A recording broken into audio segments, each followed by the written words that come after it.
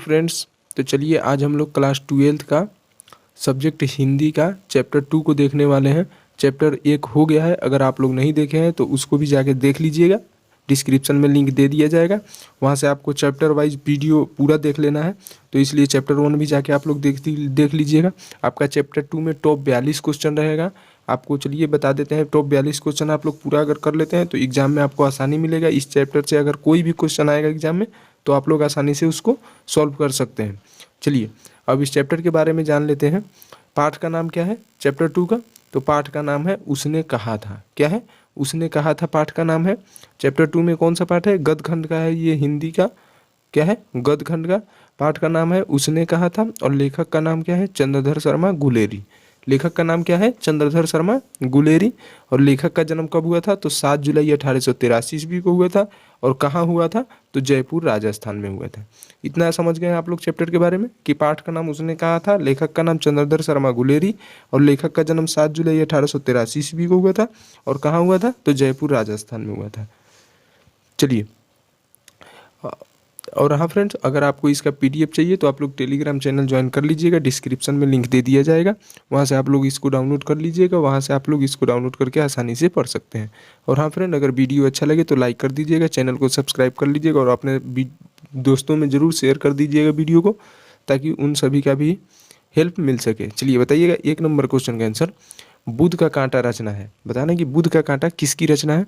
बालकृष्ण भट्ट की, चंद्रधर शर्मा गुलेरी की, जयप्रकाश नारायण की या फिर नामवर सिंह की?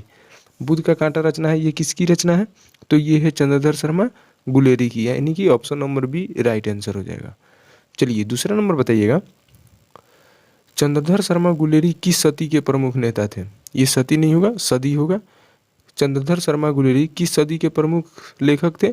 तो 15वीं सदी के, 16वीं सदी के, 17वीं सदी के या फिर 20वीं सदी के? बताइए कौन सा राइट आंसर हो जाएगा। चंद्रधर शर्मा गुलेरी किस सदी के प्रमुख लेखक थे? 15वीं सदी के, 16वीं सदी के या फिर 19वीं सदी या 20वीं सदी? तो इसका राइट आंसर हो जाएगा 20वीं सदी के, यानी कि option number D right answer हो जाएगा। चलिए तीसरा नंबर बताइएगा, गुलेरी जी ने कुल कितनी कहानियाँ लिखी? गुलेरी जी ने कितनी कहानियाँ लिखी? 1, 2, 3 या फिर 4?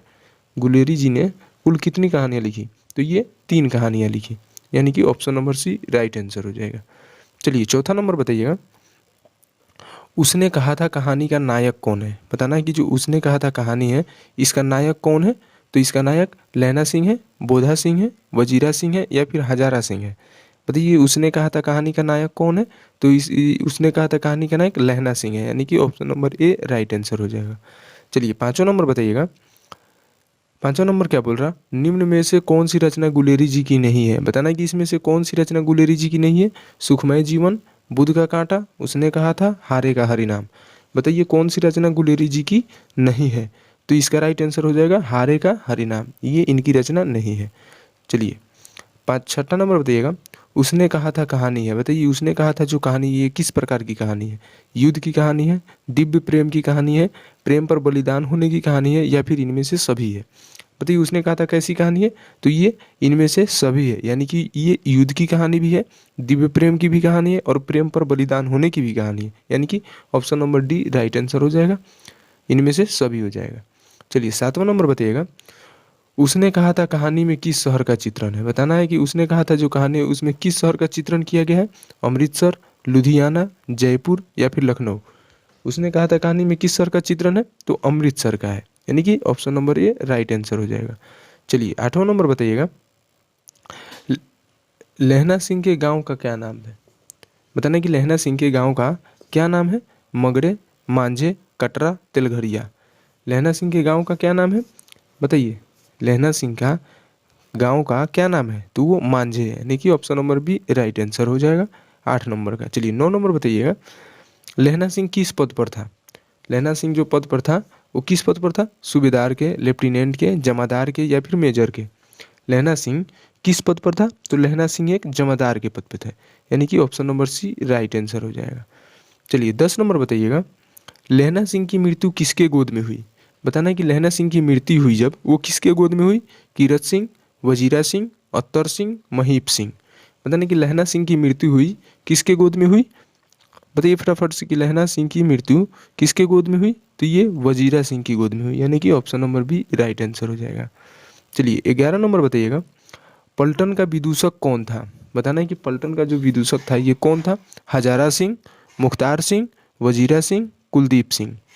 पलटन का विदूषक कौन था, तो पलटन का विदूषक वजीरा सिंह था, यानी कि option number C right answer हो जाएगा। चलिए 12 नंबर बताइएगा, सूबेदार हजारा सिंह के लड़के का क्या नाम था। सूबेदार हजारा सिंह के लड़के का नाम क्या था। बोधा सिंह, महा सिंह, कीरत सिंह, जगधारी सिंह। बताइए कि सूबेदार हजारा सिंह के लड़के का नाम क्या था, तो लड़के का नाम बोधा सिंह था, यानी कि option number A right answer हो जाएगा। चलिए 13 नंबर बताइएगा, भारतीय सिपाहियों का किसके साथ संघर्ष हुआ था। भारतीय सिपाहियों का किसके साथ संघर्ष हुआ था।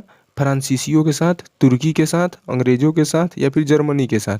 भारतीय सिपाहियों का किसके साथ संघर्ष हुआ, तो ये जर्मनी के साथ हुआ, यानी कि option number D right answer हो जाएगा।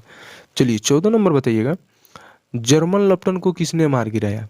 जर्मन लेफ्टिनेंट को, जो जर्मनी के लेफ्टिनेंट थे, इसको किसने मार गिराया। सूबेदार ने, बोधा सिंह ने, लहना सिंह ने, वजीरा सिंह ने। जर्मन लेफ्टिनेंट को किसने मार गिराया, तो ये लहना सिंह ने मार गिराया, यानी कि option number C right answer हो जाएगा। चलिए 15 नंबर बताइएगा, सिख राइफल्स के जमादार लहना सिंह का नंबर क्या था। जो सिख राइफल्स के जमादार लहना सिंह जी थे, इनका नंबर क्या था। 77, 105, 1805 या फिर 72। सिख राइफल्स के जमादार लहना सिंह का नंबर क्या था, तो लहना सिंह का नंबर 77 था, यानी कि option number A right answer हो जाएगा। चलिए 16 नंबर बताइए, सरकार ने सूबेदार को ज़मीन कहाँ दी थी। सरकार ने जो सूबेदार को ज़मीन दी थी वो कहाँ दी थी। संजलपुर में, अलावलपुर में, जलालपुर में या फिर लायलपुर में। सरकार ने सूबेदार को ज़मीन कहाँ दी थी, तो ये लायलपुर में दी थी, यानी कि option number D right answer हो जाएगा। चलिए 17 नंबर बताइएगा, गुलेरी जी का जन्म हुआ था, कहाँ हुआ था। आप लोग अभी ऊपर पढ़े हुए हैं कि गुलेरी जी का जन्म कहाँ हुआ था, जयपुर राजस्थान में हुआ था, यानी कि option number B right answer हो जाएगा इसका। चलिए 18 नंबर बताइएगा, सुखमय जीवन किसकी रचना है। ये सुखमय जीवन जो रचना है ये किसकी रचना है। चंद्रधर शर्मा गुलेरी, देवकी नंदन खत्री, गोपाल राम गहमरी या फिर बालकृष्ण भट्ट। सुखमय जीवन ये किसकी रचना है, तो ये चंद्रधर शर्मा गुलेरी जी की है, यानी कि option number A right answer हो जाएगा इसका। चलिए 19 नंबर बताइएगा, उसने कहा था कहानी कब प्रकाशित हुई। बताना कि उसने कहा था जो कहानी कब प्रकाशित हुआ था। 1913 में, 1912 में, 1915 में या फिर 1900 ईस्वी में। बताइए कि उसने कहा था कहानी ये कब प्रकाशित हुई, तो ये 1915 में हुई, यानी कि option number C right answer हो जाएगा। चलिए 20 नंबर बताइएगा, कछुआ धर्म किसकी कृति है। जो कछुआ धर्म कृति है ये किसकी है।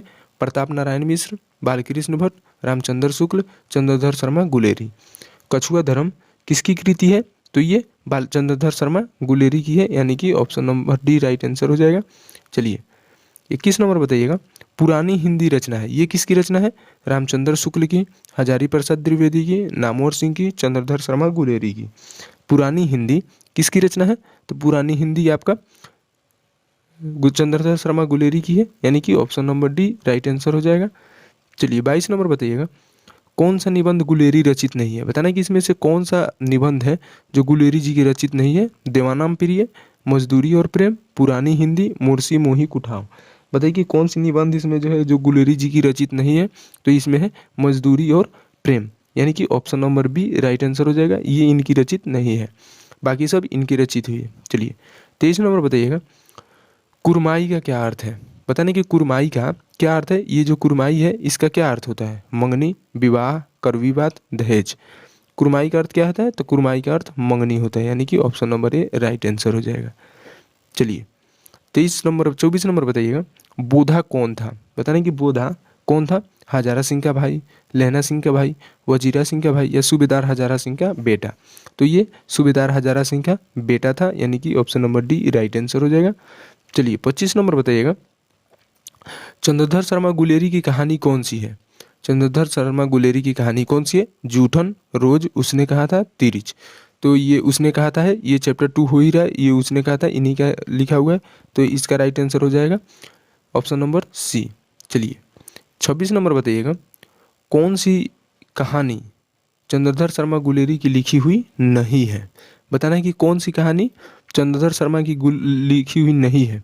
सुखमय जीवन, बुद्ध का कांटा, उसने कहा था, कफन।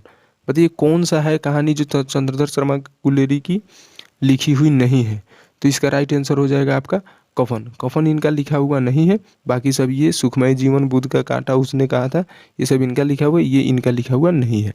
यानी कि कफन नहीं, right answer option number D हो जाएगा, ये लिखा इनका नहीं है। चलिए 27 नंबर बताइएगा, गुलेरी जी किस गांव के मूल निवासी थे? गुलेरी जी जो थे ये मूल निवासी कहाँ के थे? फतेहपुर, गुलेर, मनेर, गहमर। किस गांव के मूल निवासी थे? तो ये गुलेरी जी गुलेर गांव के थे, यानी कि option number B right answer हो जाएगा। चलिए 28 नंबर बताइएगा, उसने कहा था कहानी के कहानीकार कौन है? उसने कहा था कहानी है, इसके कहानीकार कौन है? बालकृष्ण भट्ट, भगत सिंह, चंद्रधर शर्मा गुलेरी, रामधारी सिंह दिनकर।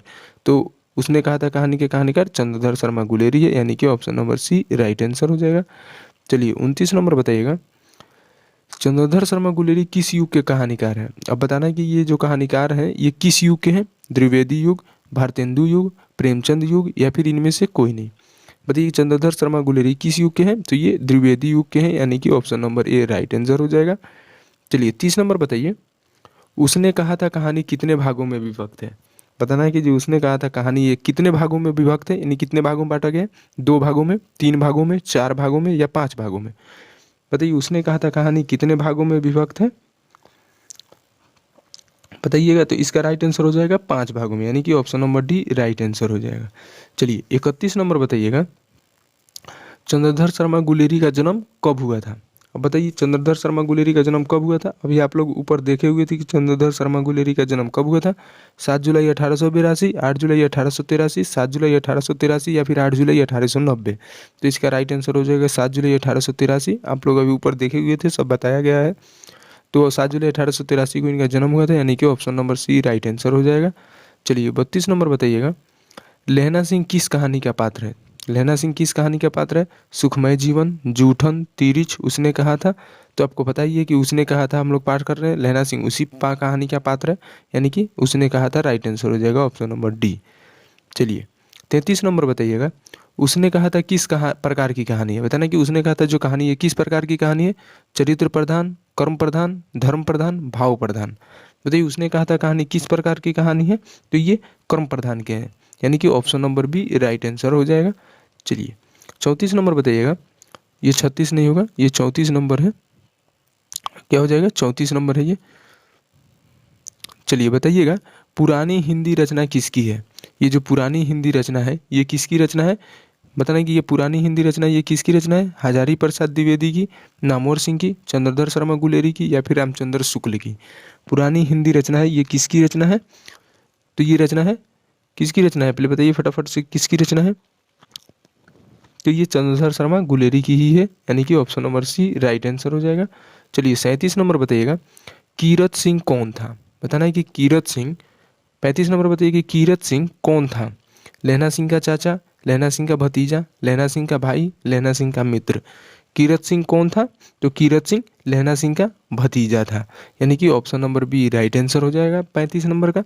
चलिए 36 नंबर बताइएगा, बचपन में लहना सिंह लड़की से बार बार कौन सा प्रश्न करते था?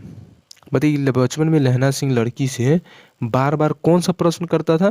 तो तेरा नाम क्या है, तू कहाँ रहती है, तेरी कुर्माई हो गई, या फिर तेरी शादी हो गई?